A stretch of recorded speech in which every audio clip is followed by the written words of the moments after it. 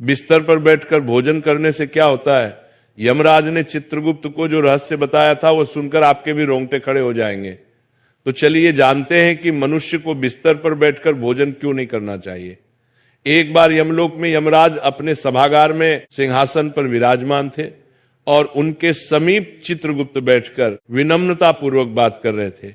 वार्तालाप के दौरान चित्रगुप्त ने यमराज से जिज्ञासा प्रकट की, हे प्रभु, कृपा करके मेरी कुछ शंकाओं का समाधान कीजिए।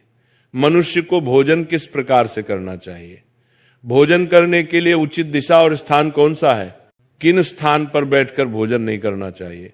भोजन से पूर्व क्या करना चाहिए और भोजन के बाद क्या करना चाहिए? किसके घर का भोजन नहीं करना चाहिए? किन स्थान पर बैठकर भोजन करने से आयु कम होती है? कृपया करके मेरे इन सभी प्रश्नों का उत्तर दीजिए।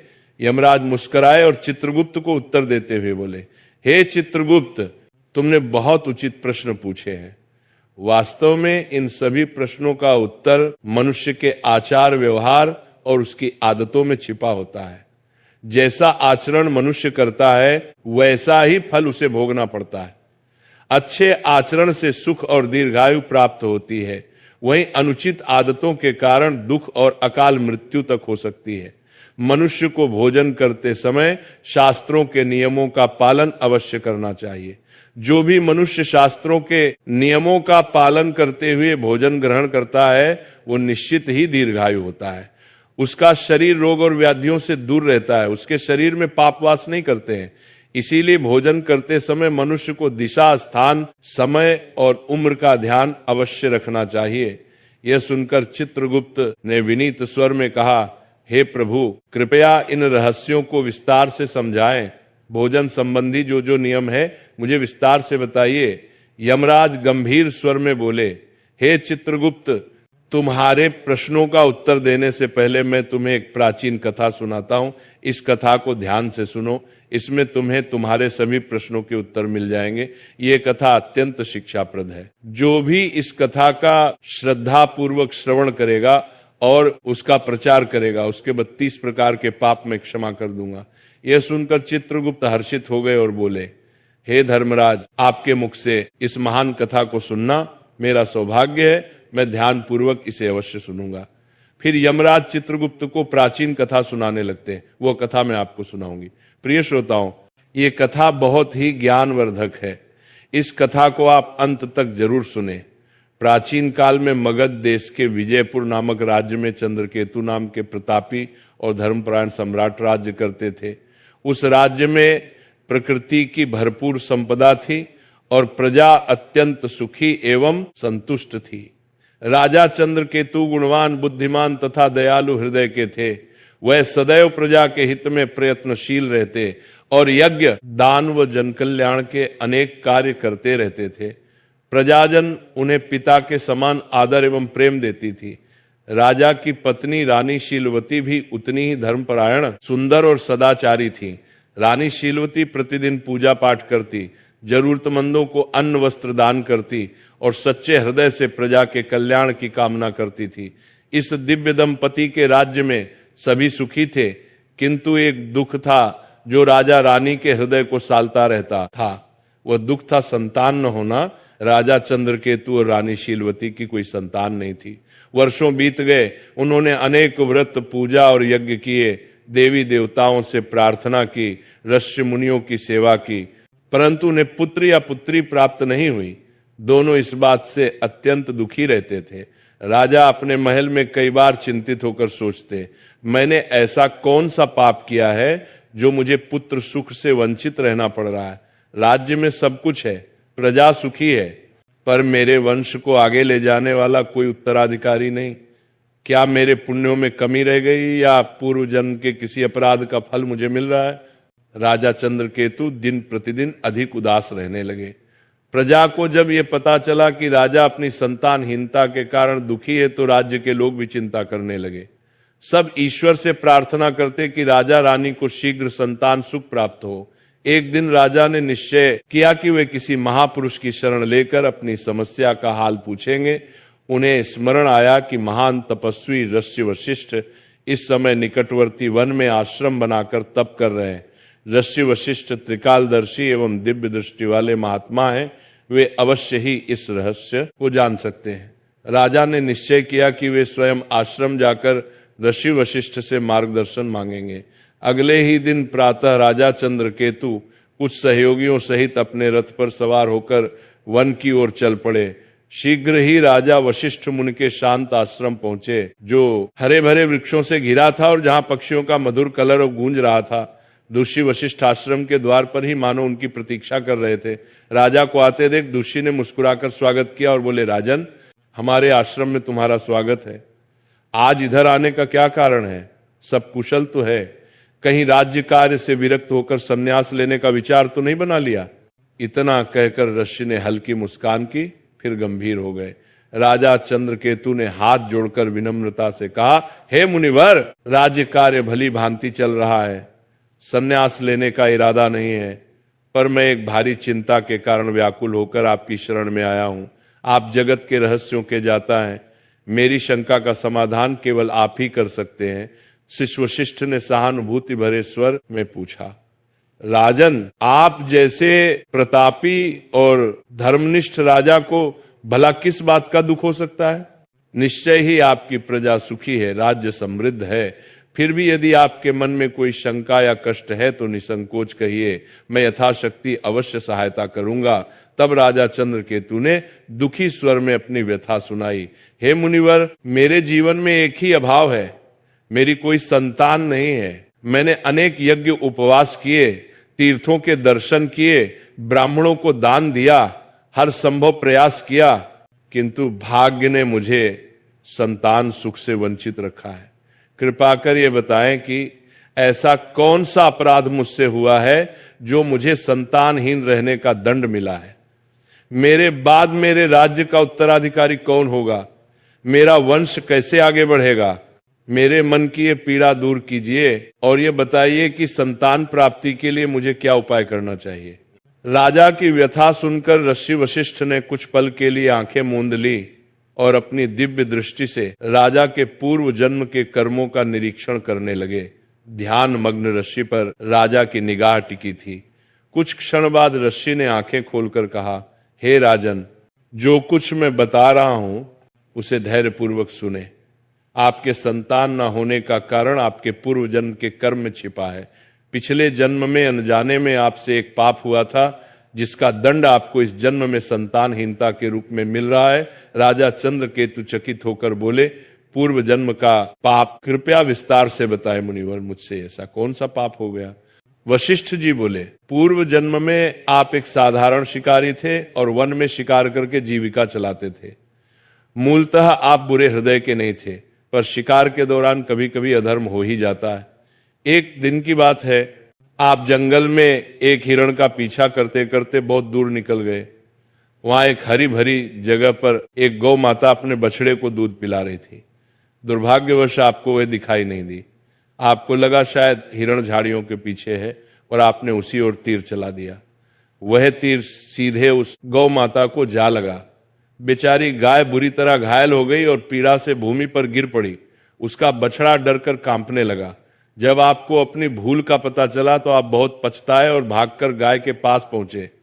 आपने तुरंत उपचार का प्रयत्न किया, पर कुछ देर बाद उस गाय ने तड़प कर प्राण त्याग दिए। हे राजन, गौ माता को अकारण कष्ट पहुंचाने के कारण ही आपको वर्तमान जन्म में संतान सुख से वंचित रहना पड़ा है। गाय परम पवित्र प्राणी है और उसे गौ माता कहा जाता है। उसकी पीड़ा का पाप बहुत बड़ा होता है। भले ही वह अनजाने में हुआ, लेकिन पिछले जन्म में आपके हाथों यह पाप हुआ था, इसलिए इस जन्म में आपको पुत्रहीन रहने का श्राप मिला।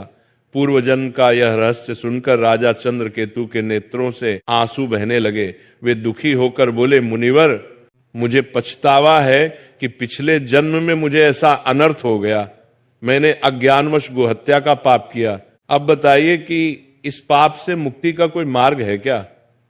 कोई प्रायश्चित है जो मैं कर सकता हूं? कृपा करके मुझे इस पाप से उबरने का उपाय बताएं।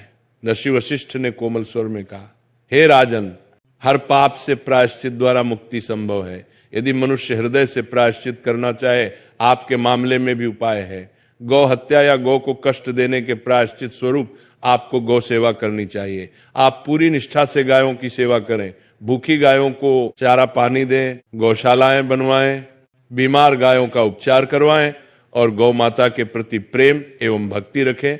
गौ सेवा से बढ़कर कोई पुण्य नहीं है। इसी से आपके पूर्व जन्म के पाप का शमन हो सकेगा। राजा चंद्रकेतु ने आशिक के चरण पकड़ लिए और कृतज्ञता से बोले, मुनिवर, आपने मेरी आंखें खोल दी। मैं अवश्य आपके बताए मार्ग का पालन करूंगा। गौ माता की सेवा करके ही मैं अपने पाप धोने का प्रयास करूंगा। दस्य वशिष्ठ ने आशीर्वाद देते हुए राजा को विदा किया। राजा चंद्रकेतु आश्रम से लौटकर पूरी निष्ठा के साथ गौ सेवा में जुट गए। उन्होंने राज्य भर में गौशालाएं बनवाई और स्वयं प्रतिदिन गायों की देखभाल व पूजन करने लगे।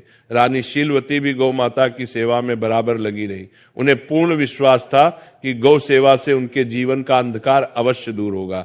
कई महीनों तक निरंतर श्रद्धा पूर्वक गाय की सेवा करने के बाद भगवान ने उनकी प्रार्थना सुनी। रानी शीलवती ने अंततः एक सुंदर पुत्र को जन्म दिया। वर्षों बाद संतान सुख पाकर राजा रानी की खुशियों का ठिकाना न रहा। पूरे राज्य में आनंद मनाया गया और उस शुभ अवसर पर प्रजा ने भी हर्षोल्लास से उत्सव मनाया। समय बीतता गया। राजकुमार हृष्ट पुष्ट बालक के रूप में बड़ा होने लगा। राजा रानी ने उसका लालन पालन बड़े लाड प्यार से किया।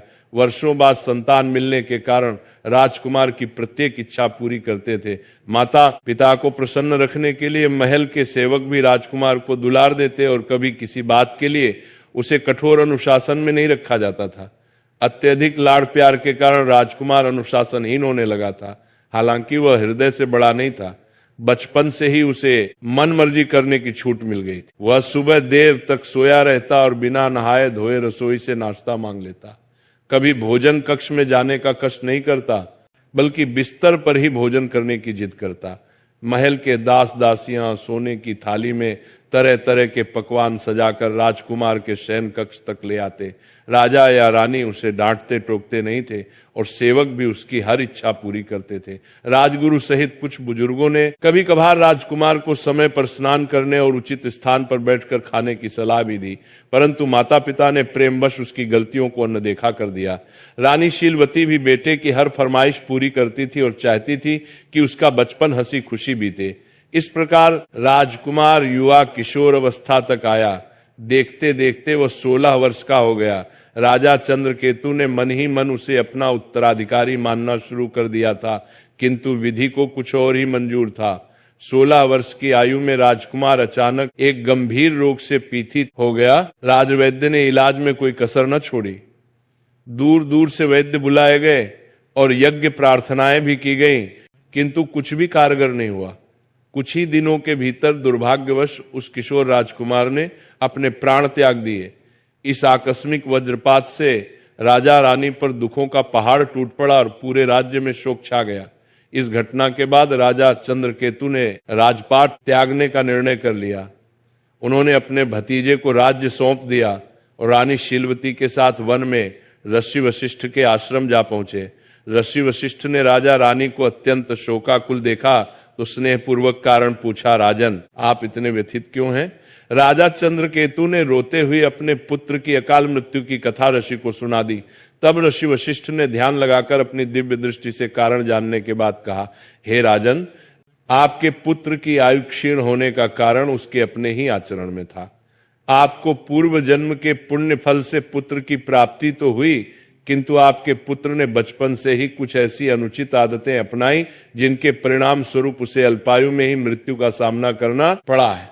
आपका पुत्र प्रतिदिन बिना स्नान किए भोजन करता रहा और प्रायः बिस्तर पर बैठकर ही भोजन करता रहा।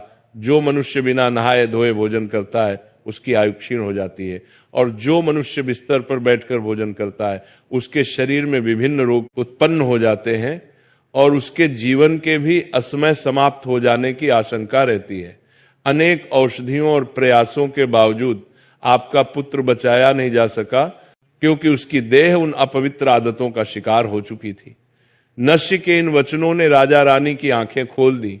उन्हें अपनी भूल का गहरा पश्चाताप हुआ और उन्होंने सांसारिक मोह त्यागने का निश्चय किया।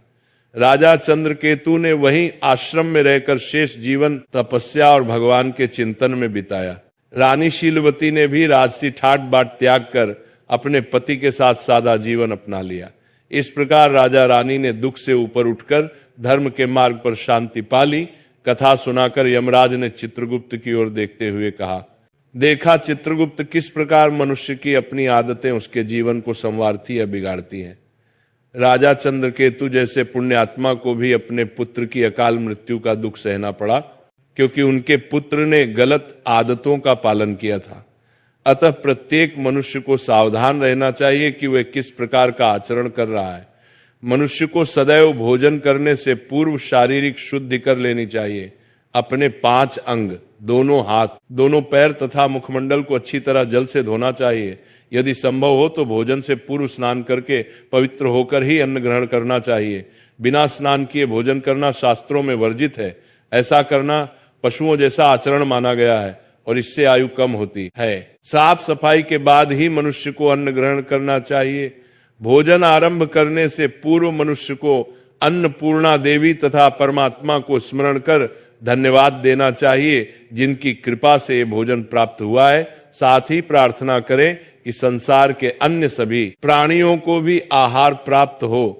इस प्रकार मन ही मन ईश्वर को प्रणाम करके आदर पूर्वक भोजन करने से अन्न पवित्र रहता है और वह शरीर को पूर्ण पोषण देता है। भोजन करते समय बैठने का स्थान भी शुद्ध और उचित होना चाहिए। जमीन पर चटाई बिछाकर पालथी मारकर बैठकर भोजन करना श्रेष्ठ माना गया है। बिस्तर पर बैठकर भोजन करना अशुभ तथा स्वास्थ्य के लिए हानिकारक होता है। शैया पर अन्न ग्रहण करने से अपवित्रता बढ़ती है और शरीर विभिन्न रोगों का घर बन जाता है। हे चित्रगुप्त, 3 प्रकार का भोजन मनुष्य को कभी नहीं करना चाहिए। पहला वह भोजन जिसके ऊपर से कोई व्यक्ति पैर रखकर चला गया हो या जिसे किसी ने लांघ दिया हो। ऐसा अन्न अपवित्र हो जाता है और उसे खाने से उम्र घटती है। वो तरह तरह के रोग लगते हैं। उस भोजन को पशुओं को डाल देना चाहिए। दूसरा वह भोजन जिसमें बाल, कीड़े या कोई अन्य शुद्ध वस्तु गिर गई हो। यदि थाली के भोजन में बाल निकल आए तो समझना चाहिए कि वह अन्न त्याग देने योग्य हो गया है। ऐसा अन्न न स्वयं खाना चाहिए, न भगवान को भोग लगाना चाहिए। ऐसे अशुद्ध अन्न का सात्विक लाभ समाप्त हो जाता है और प्रेत योनि के जीव उसका उपभोग करते हैं। तीसरा